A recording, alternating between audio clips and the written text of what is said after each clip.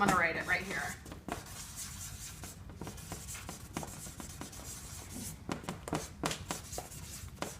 Okay, so now you all know who I am, a little, sort of, and a little bit what I am like and talk about. Do you think that that is the whole scope of my work and interests? No. Good thing, right? That would be pretty pathetic, right? But that's actually how my publisher saw me when my book was coming out. And I know that because I saw the marketing materials. And in the marketing materials, they referred to me as the Little Red Riding Hood woman, the Little Red Riding Hood lady. Yeah, and they compared my book to academic books on fairy tales, none of which had sold more than a few thousand copies. And I read that and I thought, you know, I'm not even an academic, and I think my book is about more than fairy tales. But what do I know? You know, I'm a first-time author. Like, who am I to question them? They're a big publishing house. So I thought I'll just let them do their job. And then a few months went by and we had the marketing meeting and the publicists were there and it was Little Red Riding Hood lady this, and they had some like really cute, adorable ideas about what they could do at my book party with like fairy tale cookies, and I was watching it going, who do they think I am? Like, what is it? That's not my book at all. Did they read my book? Like, but you know what? I'm just a first-time author and they're a big publishing house. Like, what do I know? I should just let them do their job. And then a few more months went by and my pub date was upon me. And I had this pounding ulcer headache combo. It was like Little Red Riding Hood, this little, and I had this pounding ulcer combo. Has anyone ever had that kind of no? You guys don't know what I'm talking about? The ulcer headache combo? My head was just screaming, oh my God, this is not my book, this is not who I am. Like, if somebody doesn't do something about this, I'm forever going to be the Little Red Riding Hood lady. And then all of a sudden, that's when I had my epiphany. I'm like, aha, I should be the one to do something about it. Because honestly, who else would? Who else would, right? Who else cares more about my ideas than me? And I thought, oh, I have to do something about it. I need to reframe this, and I need to do it now. And so I thought to myself, I need some angles on this. I need to find some angles on what I know. How many angles do you think I looked for? 3. Yes. You didn't know there was like a pop quiz.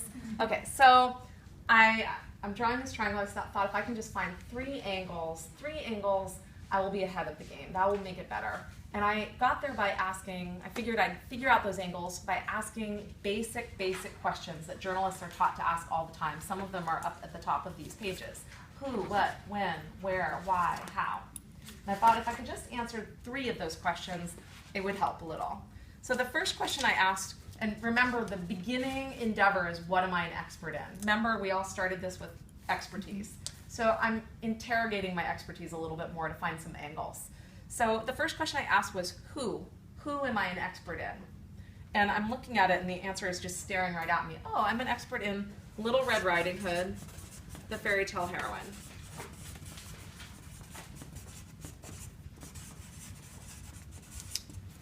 And then I went over here and I asked myself, what? What am I an expert in? And I came up with a variation on the same answer. Little Red Riding Hood, the fairy tale.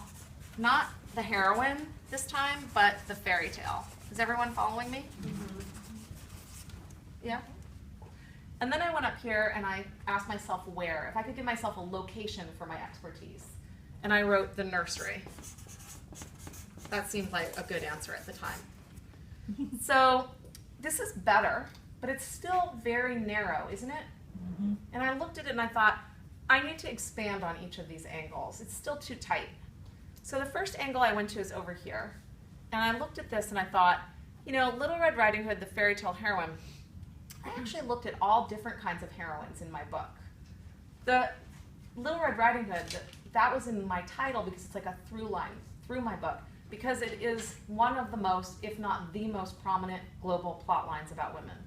But I actually looked at all different kinds of fairy tale heroines, not just Little Red Riding Hood. So I crossed this out, and I got fairy tale heroine. And then I thought about that for a little while, and I realized in writing my book, I looked at biblical texts and Celtic lore, I looked at Greek mythology, I looked at feminist poetry and YouTube pornography and Madison Avenue, I looked at Victorian chapbooks and werewolf broadsides, I looked at every genre imaginable. And I realized that the only reason we were calling them fairy tale heroines is because we have a convention in our culture of referring to female heroines by the fairy tale name or plot if there is one that we can associate it with. It's just a convention. But actually I realized I've been looking at heroines across all kinds of genres. I didn't need to say fairy tale heroine. I could just say heroines. And then I broadened it one more. Can anyone guess to what? Women? Yeah, women. So I never would have said that before I did this, because I'm the kind of person who feels like I need to know everything about anything before I say anything at all. Mm-hmm. Yeah, you're like, everyone's like, mm-hmm. But here I was, and I could see the direct line from this to this, and I could look at this, and because I was so pigeonholed here, in the good sense of the word, I was so tight. I knew what I knew here, stone cold, and I know this better than almost anyone else. There are very few people on the planet who know more about Little Red Riding Hood than me, and I know who they all are, most of them on a first name basis. I really knew my stuff there. And I was so anchored, and I could see that and the straight line from this to this, and I thought, you know what? I don't know everything about women, but who does? On the other hand, I've just written a book looking at 5 centuries of stories about women across 5 continents. Maybe I can say I'm an expert on women. So I did. Then I went over here, and again, I crossed out Little Red Riding Hood because I had looked at all different kinds of fairy tales, not just one. And then I had the fairy tale, and that one stumped me for a while because I hated talking about my book. Whenever I told people I'd written a book about a fairy tale, inevitably people would say, did you write a children's book? And I'd be like, no, I didn't write a children's book. And I'd just see their eyes glaze over. You're looking at me, Demetria, so seriously. I'm like talking about Red Riding Hood, and you're like giving me this serious eye. And I can't help it. I had to call you out and laugh at that. So here I am, and I'm like talking about fairy tales, and I just see people's eyes glaze over. And one day I heard someone mention the myth of Red Riding Hood, and that like kind of lit up for me. It sounded so much better. I had never used the word myth before because in folklore, myth and fairy tale are completely different genres. You would not confuse them. They have different numbers on the tale type index. Folklorists categorize tales by number, just like Linnaeus did. It's just this very wonky thing, and you wouldn't confuse them. But then I began to realize that in regular conversation, myth and fairy tale are completely different for reasons that have nothing to do with folklore. So let me just ask you, myth or fairy tale, which one's big? Myth or fairy tale, which one's big? Myth. Which one's important? Myth. Which one's male? Myth. Yeah, that's true. I didn't just goad you into a false conclusion there, by the way. I wrote my book in response to a body of literature about what's sometimes called the hero cycle. If you've read Joseph Campbell, you've read the most popular version, but not the only scholarship on this concept. And they're essentially studying global protagonists. And by hero, they mean protagonists. And the hero cycle, you call a story a cycle because it's told over and over and over again. And if you've read Joseph Campbell, you know that there are no female heroes or protagonists in his assessment. It's as if there's no women narrative protagonists in all of narrative history. And the thing is, that's not at all true. And folklorists can show you that. Folklorists trace the origins of stories the same way that scientists trace the evolution of species. You do it by collecting and dating samples, and then you build what's called a phylogenetic tree, or a family tree for a story. If you follow me on Twitter, you can see Red Riding Hood's phylogenetic tree. And one of the things that you learn when you build those kinds of trees, particularly if you study fairy tales, is that the origins of some of our most popular global stories were very different. Back in an era when they were told perhaps by men, but definitely also by women. That's why we find many references to sewing and spinning and weaving, which was the predominant work of women for many centuries until this century, by the way. Back in the day when wives' tale had not yet come to mean a lie. And the stories that as they were told then are very different from the versions that have been written down and probably were read to you or you are reading to your children today. This story, for example, is very different. The version that is in most global the version that is much more popular, almost certainly much more global, and predated the version, the Perrault or Brothers Grimm, the versions that you probably read to your kids today, you never would have read this version. At least not to any child as we think of childhood today, because it was sexual, violent, scatological, shitting, cannibalistic. And one more thing that I think is the most important, in the early oral variants, the original and more global variants, unlike in the versions that you would have probably read to your kids or read when you were a kid, where she's killed or rescued, in the early oral variants, she almost always wins. So anyway, I thought that was pretty interesting, and I realized I'm going to stop buying into this idea that stories about men are epic and mythic, and stories about women are smaller or domestic. I'm going to just start referring to it as the myth of Red Riding Hood. And the funny thing is, my folklore peers and advisors understood why I was doing it. It made perfect sense. There was absolutely no fuss at all. I brought in this one more because all of that was just like a fancy-pantsy explanation, and I just needed something simpler and bigger, a bigger word, and this is the word I broadened it to.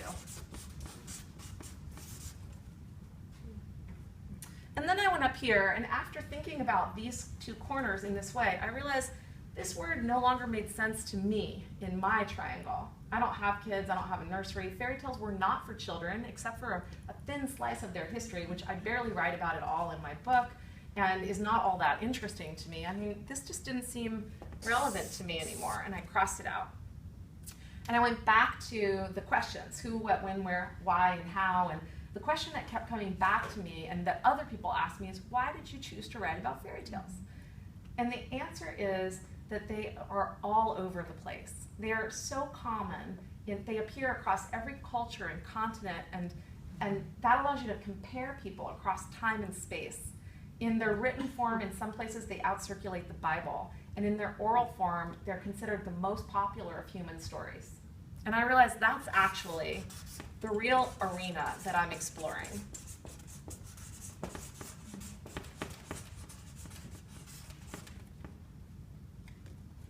So can you all see what happened to my triangle? It got bigger, right? It got a lot bigger. And maybe you could even imagine that it could get bigger still, even just based on some of the things we've been talking about today. I probably could make it bigger even still. And I want to just take a moment to say why. Why this triangle? Like, what did it do? And what happened to me and what happened to my book as a result? Before I tell you what happened, I want to just preface this with, I did not write some Chimamanda Adichie big international bestseller. I didn't write some Stephen King crazy phenomena. I wrote a different kind of book, a smaller book, but my book had a very different life from the one my publisher imagined for it. My publisher thought that my book would be a quirky, backlist, kind of interesting thing that appeared in the catalog but probably wouldn't get reviewed or sell that much. And in fact, it had a really different life. The first thing that happened is it outran its print run before its publication date, which doesn't tell you much about the numbers. It mostly tells you about expectations. It exceeded my publisher's expectations even before its publication date, and it went into second, third, and fourth, and fifth printings. It's over 10 years now, and I'm still receiving royalties on this book. They also thought it wouldn't be reviewed in very many places, but in fact it was reviewed almost everywhere that I read and write for. It was reviewed in the New York Times, and the Washington Post, and the Wall Street Journal, and Newsweek, and Ms., and it was fodder for at least 3 different op-eds that ran in the New York Times, one of which I think is in your packages. And it appeared in the Museum of Modern Art with an exhibit by Kiki Smith, one of my favorite artists, and HBO brought me in for a conversation to see if we could do a television series retort to Power of Myth, which I always want to knock on wood because that hasn't happened yet. But it was used 2 years ago in a major motion picture with Catherine Hardwicke. She's the director of Twilight series. She made a movie called Red Riding Hood. I want to just say, her movie is a goth teenage fantasy, not my book. But she used my book to make that movie, and we had a really great time. And we did like some stuff with the, like some of the in-flight magazines, and it was just a crazy, crazy thing. Like my publisher was just baffled. Like, how the hell did that happen? They were like, how does that happen to a little academic book on fairy tales? But that's the thing. My book is not an academic book on fairy tales. My book is a book about women and the stories that are told about us and surround us everywhere and how that shapes our lives. And I think that's a much better book, don't you? Yes. Yeah. I also want to just say a couple of things. The first thing I want to say is sometimes people say, how did that all happen? Did you like hand your triangle to your publisher? And the answer is no, I didn't do that. This just changed the way I thought about my book and my ideas. Whether or not you have a book or whatever, you could just sort of do a mental edit and just apply this to whatever it is that you were focusing on, your expertise today. It changed the way I thought about it. And sometimes people say, did you go back and rewrite your book? And I'm like, nope, it was too late. My book was already published. Didn't change a word in my book. What it changed is the way I talked about it. And many people think that a book's life is between its covers, or whatever it is that you've done is over. But in fact, I think if you do it right, a book's life is in what it allows you to talk about afterwards. And you know, I think my book's a good book. It's a fine book. But the conversations that it has allowed me to have afterwards, including the one here today with all of you, has been spectacular. Those have been spectacular.